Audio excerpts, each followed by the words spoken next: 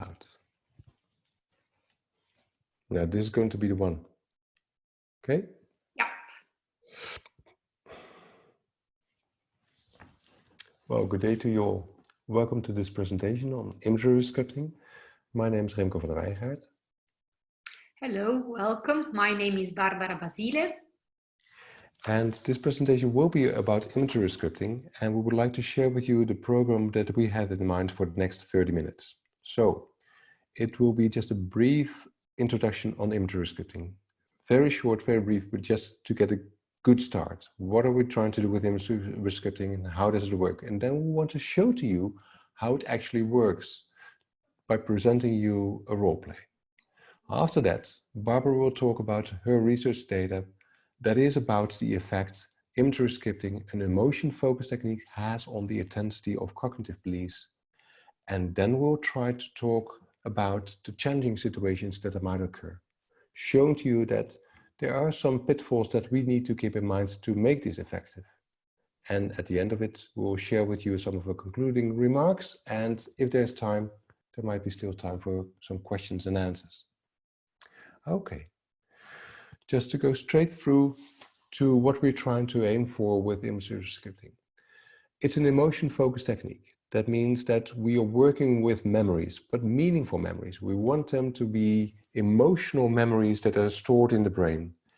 And the thing is, this is an emotion-focused technique that means we want the patients to relive those memories. We really want them to have an experience and not just a reflection. And if those memories are activated, then we have a chance to do something with the outcome of those memories. We can change the outcome. We can add new information. And weird as it may sound, it does have an effect. And even after all the research, after 20 years, more than 20 years of research, we still don't know for sure how it does work. There are some hypotheses.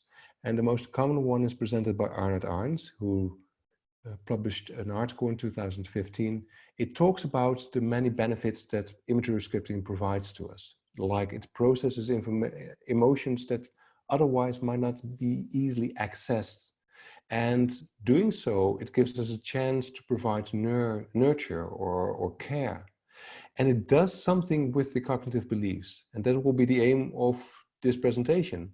How do we want to create a change in the cognitive beliefs? Like, if we want the patients to start to think that they were not a bad child, but parents had limitations, how do we want to make sure that this is actually going to happen, this shift in the cognitive beliefs? I guess, even though we're not sure how it works, what we do know from several studies is that the same areas in the brain seem to be active when somebody experiences something in real life or where they imagine something that they experience.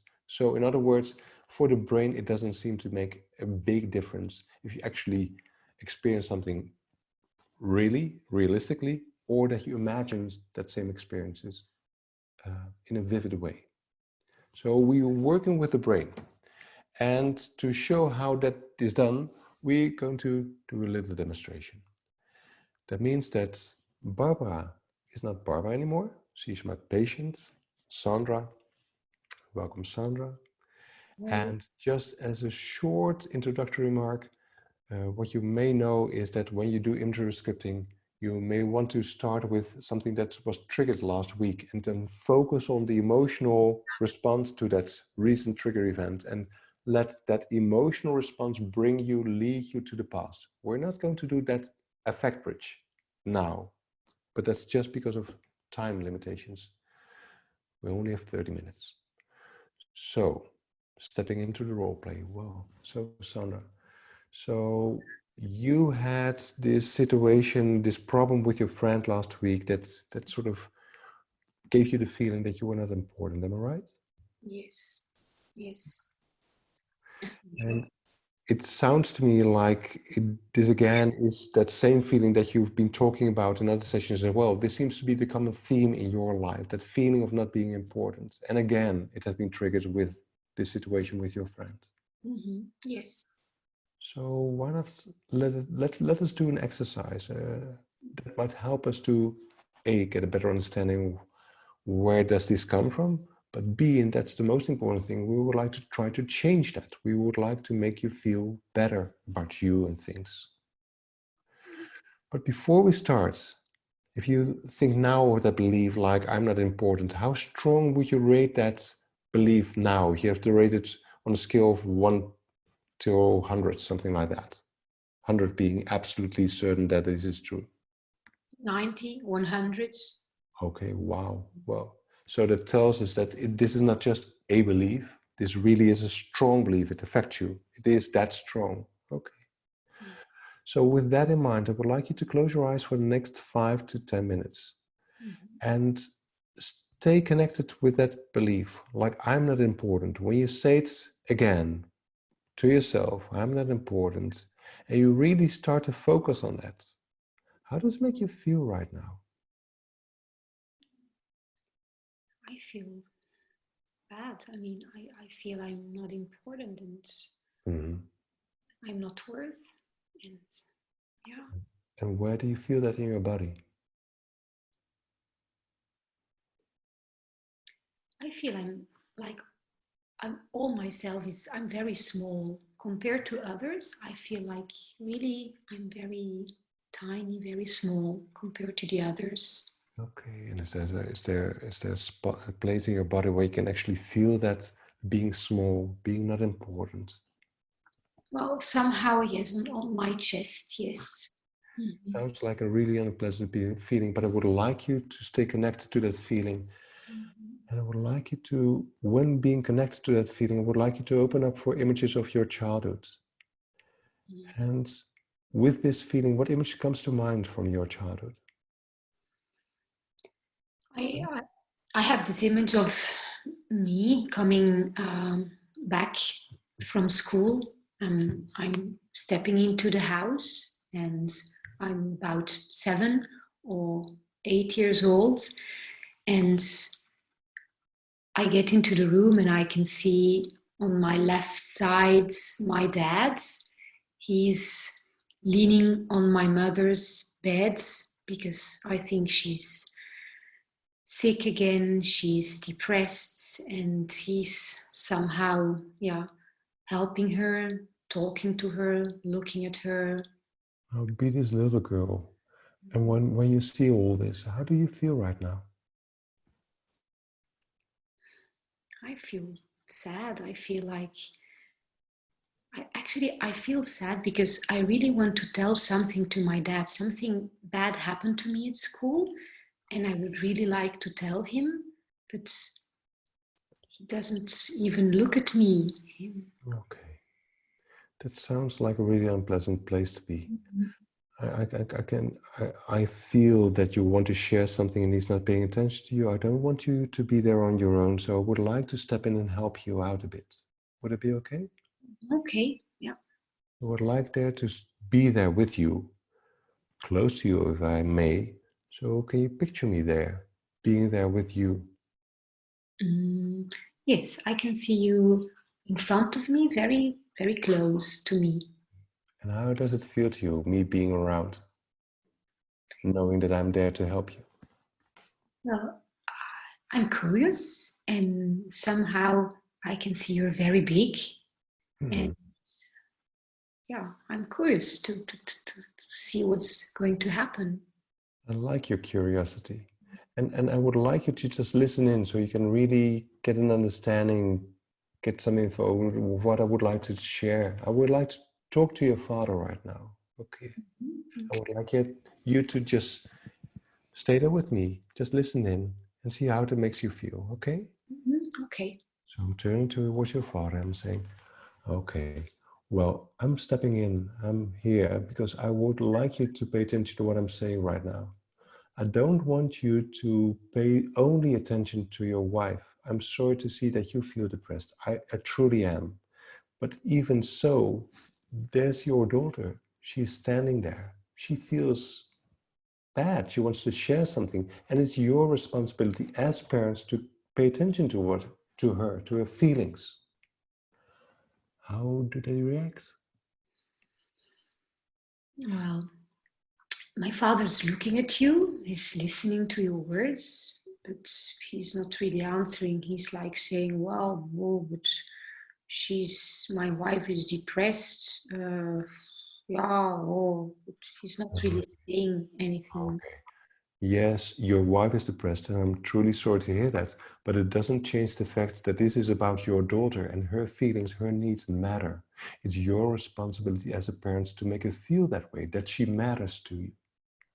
She is important. To her, you are the world, the both of you. And what do? You just give her signs that she's not important, that she has to look after her own needs and feelings and just survive them. That's not right. And I'm not allowing that anymore. So that's why I'm stepping in. And now I'm going to take her away because I don't want her to be present and facing this reality with so much depression, with so much sorrow. How do you feel right now? I love what you just said. Mm-hmm. And yeah, I like you brought me away from that room. I'd like to go away from that room, take you with me. And where would you like to go to? It's your choice, your decision. You can choose anything that you like. Because it matters to me what you want. I would love to have a chocolate ice cream. That's a nice choice. Wow. We're going to eat a chocolate ice cream. A big one. As big as you want it to be. Great. And doing that, how do you feel right now, Sandra? I feel bigger. I feel much better now. Where do you feel that in your body? Take a moment to in your chest. Okay. Hold on to that feeling. Stay connected to that feeling and enjoy it. At the same time, I would like you to let this image dissolve away and become more aware of the here and now and the room that you're in right now. Hold on to this feeling, but move your hands and feet a little bit so you can reconnect to your body and to the present. And when you're up to it, you can open your eyes. Welcome back. How do you feel, Sandra? I feel much better. I feel like I can breathe much better, and I really have this feeling like I can take deeper breaths and feel more opened up. That's a big change. I mean, I remember vividly how we started this exercise and you were feeling really bad because it was about that belief like, I'm not important. I would just like to know if you think back of that belief, I'm not important. You rated that as a 90 to 100 strong, the intensity, I mean. Would you still say so, that it is that strong, or has something changed? What do you think? I would say it feels less intense now, like less true. Okay. And how strong, how intense does it feel right now? This is not exact science. You just give a rating as you feel it to be. Maybe 30, 40. Okay. So we're going to stop right now. Many thanks for this. I don't think we would like to talk about it too much, only to make sure that only to reflect that what we try to do is something that I introduced, create a meaningful experience, activate something that was meaningful to her, and then add something meaningful to that experience.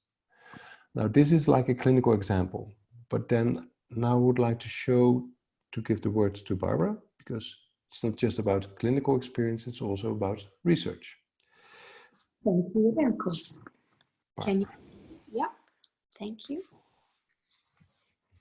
So, what we just saw and what we know about imagery rescripting is that imagery allows to transform an aversive memory into a more positive image, and it allows to meet child's unmet core needs. And as well, imagery exercises per se allow approaching towards previously avoided memories.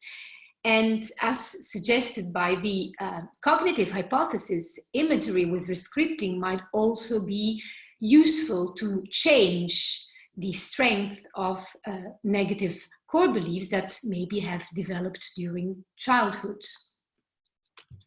So what I would like to present here are the results of this pilot study, where we investigate the efficacy of imagery rescripting in reducing negative core beliefs within a non-clinical sample.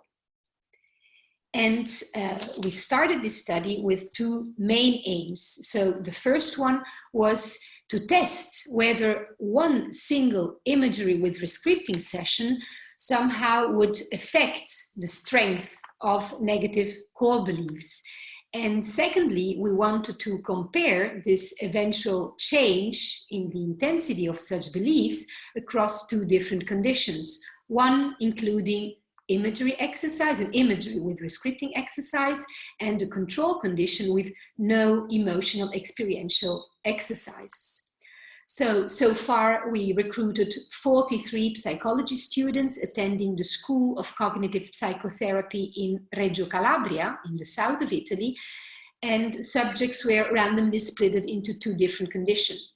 One, the experimental group, underwent one single imagery with rescripting sessions, and the control group followed a lecture on a psychological disorder.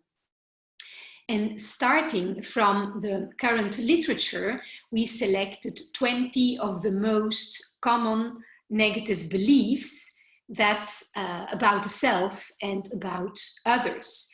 And before starting the exercise, the experimental or the control conditions, slide please, subjects were asked to rate the intensity of each of such 20 negative core beliefs on a visual analog scale from 0 to 10. So we had a first day where subjects fulfilled the measurements of such core beliefs, and then we had the imagery with rescripting session or the control condition. And one day after the task, subjects underwent a second measurements and a third follow-up measurements of the intensity of core beliefs was rated 40 days after the exercise. And going straight to the results, what we observed within the imagery with rescripting group was that 12 out of 20 negative self-beliefs and others negative beliefs significantly reduced one day after the imagery exercise, and 9 of them maintained this significant change at 40 days follow-up. Conversely, when assessing eventual change within the control condition group, only one single core belief changed across time and maintained this decrease at follow-up. And finally, our last results, looking for the interaction effects for group and time, we observed a significant interaction effect for 4 specific negative core beliefs. So in other words, the decrease of the beliefs, I will be abandoned, I am a failure, or expressing my feelings is unsafe, and other judgments is important, were significantly different depending on group membership for the benefit of the imagery with rescripting group. So going to the conclusions, what we observed in this pilot study was that indeed imagery with rescripting reduced the strength of negative core beliefs within a non-clinical population, of course. Even, and this happened even when no previous cognitive restructuring had taken place, and not only within the target core beliefs, but also across other negative beliefs. So this might kind of suggest a kind of halo effect.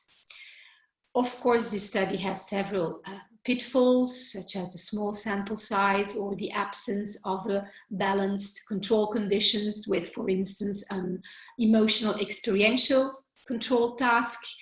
And as well, we did not collect for the specific content of the image within the imagery exercise. Though we think there might be some interesting take-home messages from this first study involving non-clinical subjects. Okay, thank you so much.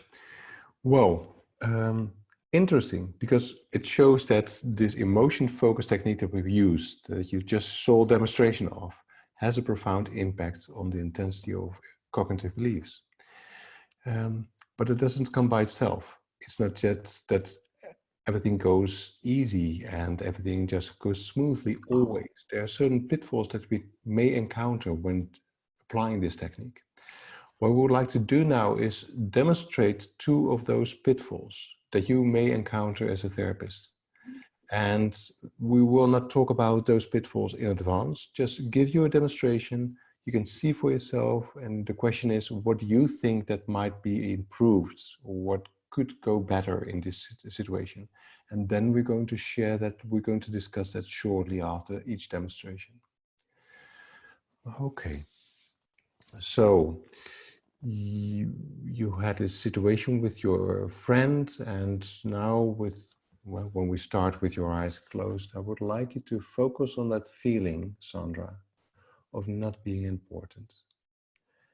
And I know it's not a pleasant feeling, but I would like you to stay with this feeling, and with that feeling, I would like you to open up for images of your childhood. And when it is about this feeling of not being important, what do you see? What image comes to mind? I have this image of me being like 7, 8. I just step into the house, coming back from school. I had a kind of bad day. And on my left side, I can see my dad. He's not looking at me. He's just leaning on my mother's bed. And she's depressed, feeling sick. And he's like talking to her and not looking at me, but looking at her. Okay, and how does it make you feel? I feel bad. I mean, I would like him to greet me and to listen what I want to say, but now I'm telling you this at the same time I realize that this is probably not what should have happened. I mean, he should have been paying more attention to me, to my needs, and probably this is where all this comes probably from this. So from him being too much involved with my mother. And okay, Sandra, I would like you to just be this little girl now. Just try to be this 6, 7-year-old girl, and you just came home from school. And now you're faced with your father talking to your mother, and she's depressed, isn't she? How can you tell that she's depressed? What do you see when you look at her right now? Well, I can see he's not looking at me. He's talking to her, looking at her, not talking to me. And he's not paying attention to you, even though you came home with something to tell. How does it make you feel that he's not paying attention to you right now? It hurts. Yeah, of course it does. I mean, it's painful, isn't it? Okay, okay. Let's start the demonstration. You can open your eyes, Sandra. It's that easy. Just say, open your eyes, close your eyes. Yeah. Well, you've been observing, and you've had your own thoughts, I guess, what you think might have been gone better. The thing is that we would like to show to you is that what easily might go wrong, so to say, is that the patient starts to see links, starts to see how things work, starts to understand better.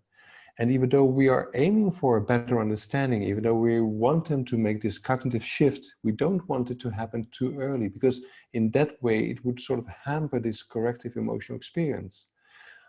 This is the moment where we just want them to feel something different. We want them to experience something else. And then afterwards we can reflect. Afterwards we can talk about what happened. So even though she's right, even though the cognitive conclusions were accurate, it's too early and it's interfering with the emotional work that we're doing. So there's this basic guideline that we want to give as a take-home message. When the patient has his or her eyes closed, and then it's only about experiencing. So then it's only about, what do you see? What do you hear? What do you feel? And what it helps is to use words like right now. Make it like them to relive the memory. What do you see right now? How do you feel right now? And then when the patient opens her eyes, then we can start to talk and to reflect. So that's one pitfall that you may encounter when doing this work. Let's shift to another one. Okay, Sandra again. So with your eyes closed, I would like you to sort of focus on that feeling of not being important, and unpleasant as it may be and may seem. I would like you to stay connected to that feeling and get an image from your childhood that is in one way or the other related to that feeling. So don't start to think about it, but what do you see actually when you have this feeling? I have this image of me, like I'm around 7, 8. I'm stepping into the house, and I just came back from school. I'm a bit sad, and on my left side I can see my dad, who's talking with my mother, looking at her. He's leaning on her bed because she's feeling depressed and she's sick, so he's really with her and he's helping her, he's speaking to her. Paying And attention to her, you mean? Yeah, yeah, yeah. So again, like he's paying attention to her instead of you. And that seems to be related to that feeling that we started with, doesn't it? It sounds like this is the exact same feeling where basically somebody gives you the message like you're not important because they pay attention to other people. And when you have that feeling with your friend, now you're in a situation where, again, your father is not paying attention to you. Can you see how this is related to that feeling? And what do you make of that? I don't know. What does it mean to you that now you see your father and he's not paying attention to you. He's listening to your mother and she's again depressed. What do you think of that? it hurts. Okay. Thank you. So you can open your eyes again. Many thanks. So again, a situation. The question is, what could have been improved? What could have been done better in a better way? Maybe it was quite obvious to some or to all maybe, but I was doing things wrong, so to say. Not because of that I was saying something stupid. Actually, I was quite right. We were looking at the origins of that same theme in our life. We're looking at where it came from. So I was accurate in that link. But again, it was done too quickly. Now, it wasn't the patient who was too reflective too early in the process. I was being too reflective too early in the process. And with the same risks, even though I might have been right, I doubt if she really experienced something new. I was addressing her healthy sides, asking her for an understanding. What do you make of that? What do you think of that? I even asked. And we tend to do that, not because we are bad therapists, but because we are trained and selected to reflect, to think about things in our lives. And that's good in many ways. But in this emotion-focused technique, again, the guideline is eyes closed, and it's just about feelings. So again, it's about what do you see right now? What do you feel right now? Every interpretation that I may have, I will store that in the back of my mind, and then afterwards, when she opens her eyes, then we can discuss those reflections. And then it makes sense that we need that cognitive understanding.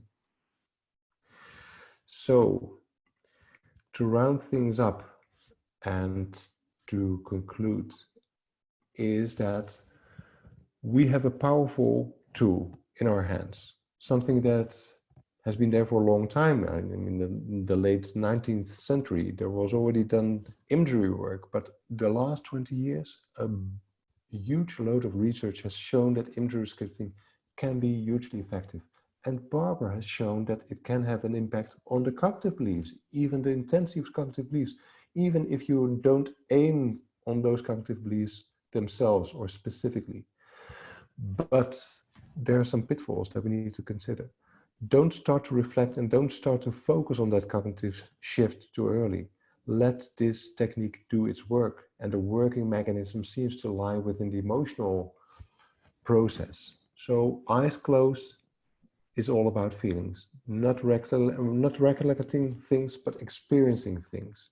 And things or signs that you should keep in mind is that when you are doing this technique, don't go too hastily. The emotional experience needs some time. And when you start to talk really fast, it becomes too fast for the emotional system. The same goes for the tone of voice. If we want the patient to experience something on a deep emotional level, don't talk about it in a rational way, because when you do that, you address the more cognitive side of the patient. You can do that, but after the technique. So I guess that's it. There's only one important thing to share with you. Barbara, the floor is yours. Thank you, Remco. So I'm delighted actually to present the Italian subtitled version of these wonderful DVDs made by the Dutch Institute of Schema Therapy that are now available with the Italian subtitled. And I hope you will have a look and enjoy these DVDs. So that's what it is. And for now, we just want to thank you for all the attention that you paid to this presentation, and wish you a wonderful day and a wonderful life, by the way, and stay healthy. Thank you all again. Bye-bye.